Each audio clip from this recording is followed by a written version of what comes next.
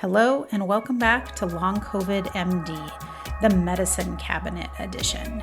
I'm starting a new series of mini episodes where I pull out medications that I am either currently using or have taken in the past and describing to you what they are, the way they work, why they might be prescribed, and some contraindications or things to look out for before using them.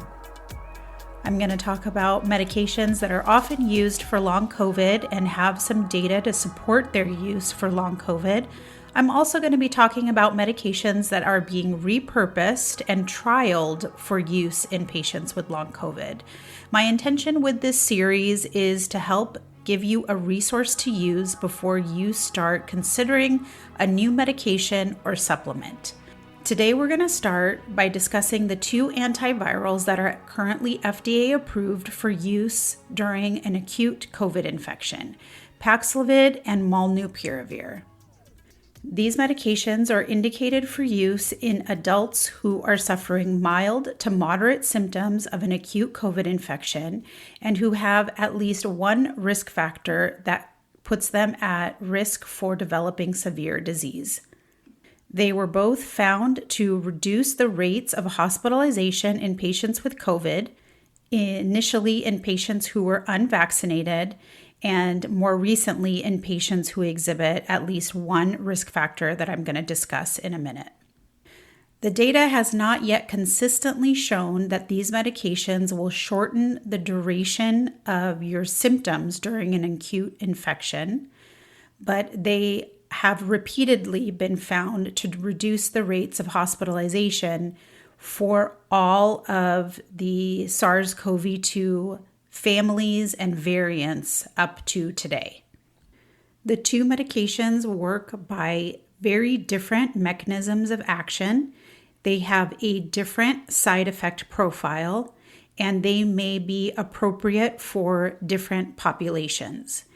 First, what are the risk factors that increase your chances of suffering a severe COVID infection? The first is being unvaccinated or not being up to date with your vaccines. Others include pretty obvious comorbidities, including coronary artery disease, lung disease like emphysema or asthma. Age is a risk factor, so those who are over 50 years old. Having cancer or being treated for cancer because it can limit the way your immune system works, puts you at higher risk. Chronic kidney disease, chronic liver disease, also diabetes and obesity. Having any condition that leaves you with a compromised or weakened immune system puts you at higher risk of developing severe COVID infection. In addition to cancer, this includes HIV, sickle cell anemia, or being on anti-rejection drugs from an organ transplant.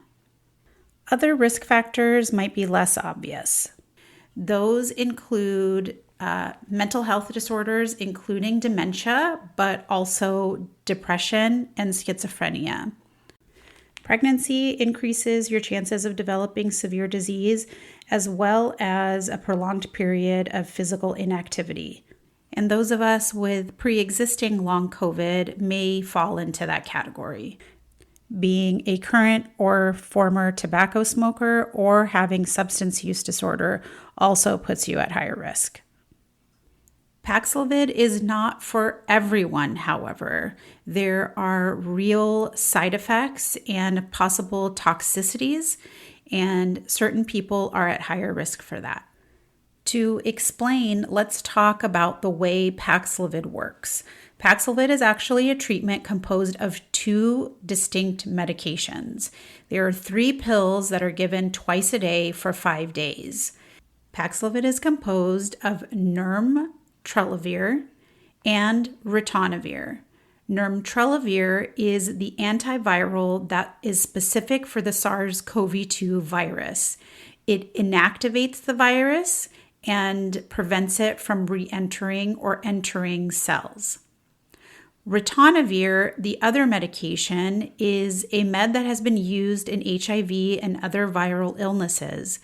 Its main purpose is to amplify the duration or prolong the duration of action of nirmatrelvir. It does this by deactivating the enzyme that degrades nirmatrelvir.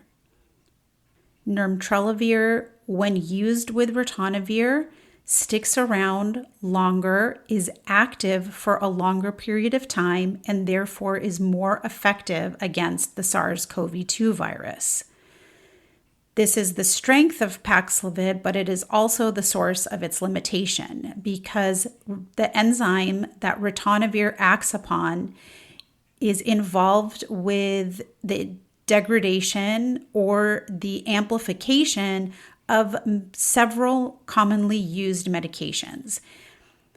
And when that enzyme pathway is manipulated or changed, certain doses of medications that were otherwise safe now become potentially toxic.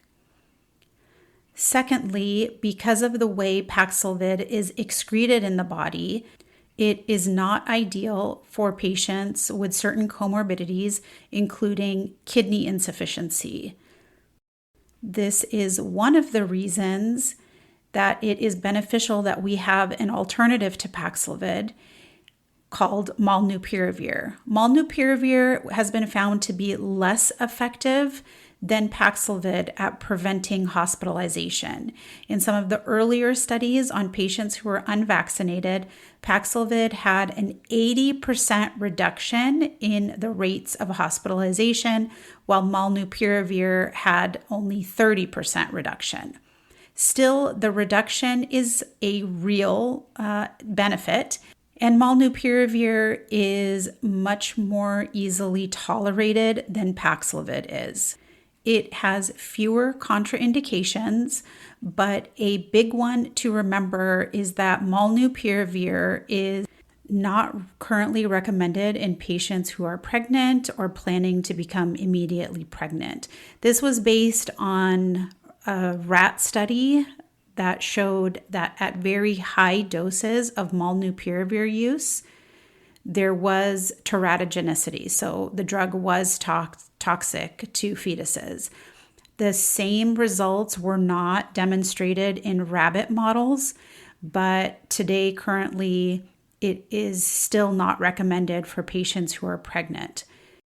Speaking of reproductive health, there are advisories on the national guidelines for Molnupiravir use that people who are sexually active either abstain from sex while taking the medication and for a few days after, or use reliable contraception.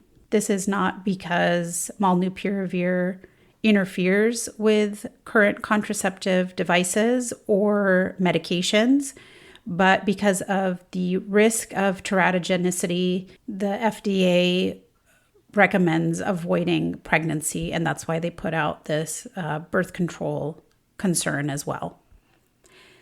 This, however, comes with a caveat because depending on how ill you are and the context of your health, Molnupiravir is not necessarily completely contraindicated.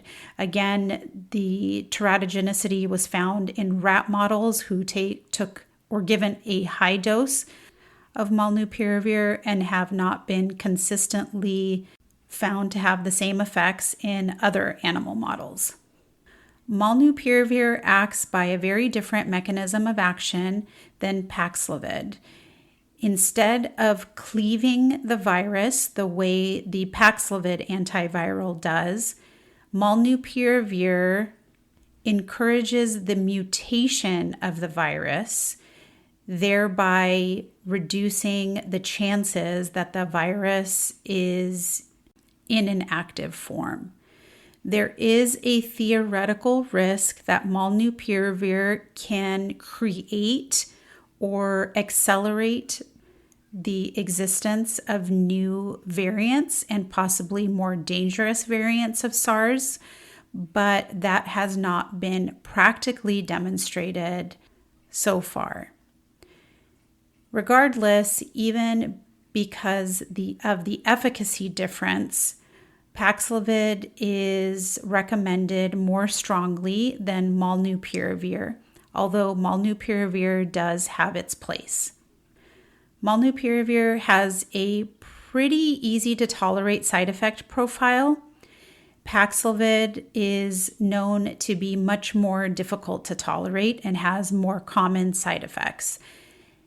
Apart from the risk of having an allergic reaction from Paxlovid, there is also the problem of interfering with medications, including meds that help control cardiac arrhythmias and anticoagulants.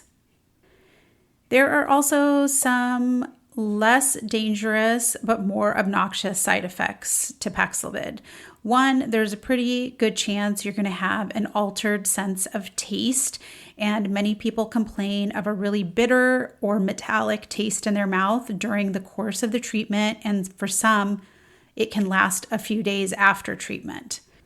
Paxlovid is known to cause GI upset, both nausea, abdominal pain, and also diarrhea. It can cause headaches, just like almost every drug can, but also Paxlovid can cause or worsen body aches and pains. Apart from the use of these antivirals in acute COVID infections, preventing a COVID infection from becoming severe, Paxlovid in particular is being trialed as a potential treatment for long COVID. These studies are at least partially funded by the United States RECOVER trial, and the data is just not out yet.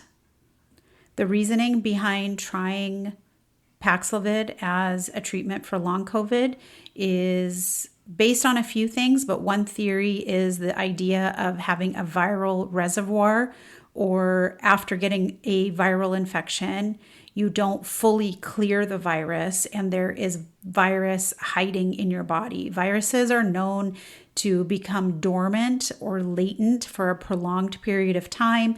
And then when you get a little bit immunocompromised or like even getting sick with a cold, that virus reactivates. This is why many people develop shingles, and the only way you get shingles in older age is because you were infected with the chickenpox virus in a younger age. The virus never fully left your body, it just stayed dormant. We're still waiting on the results of these Paxlovid trials for long COVID. Current sites include Stanford, Yale, and the Cleveland Clinic. But because these studies, at least theoretically, sound promising, some patients with long COVID are being prescribed Paxlovid, not for an acute infection, but to treat their long COVID symptoms. This is an off-label use for Paxlovid, and not every prescriber is going to be comfortable doing so. And because we don't currently have a great system to track the outcomes of drugs used for off-label use, I don't know how many patients who were prescribed Paxlovid for their long COVID symptoms saw or did not see a benefit. Those are the highlights of Paxlovid and Molnupiravir, the two medications currently FDA approved to help treat acute COVID infections and prevent them from becoming severe. I hope you enjoyed this first episode of The Medicine Cabinet. More episodes are on the way. What is in your medicine cabinet, and what is a medication you want to learn more about? Reach out to me by email at longcovidmd@gmail.com or follow me on Twitter at Dr_Zeist. My DMs are always open. Follow this podcast wherever you're listening so you don't miss a new episode. Like and leave a review to help others with long COVID or who have loved ones with long COVID find the podcast. And finally, tell a friend, tell 2 or 3. So thank you for listening to the Long COVID MD podcast, the Medicine Cabinet edition. I'm your host, Dr. Zeist Khan. Until next time, take very good care. and bye for now.